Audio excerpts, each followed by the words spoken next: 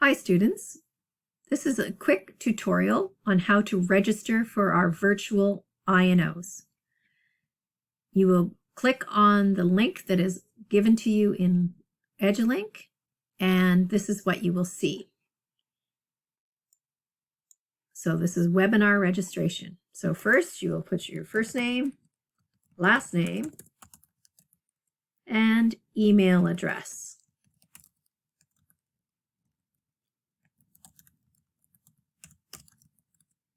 And then you must retype your email address to confirm.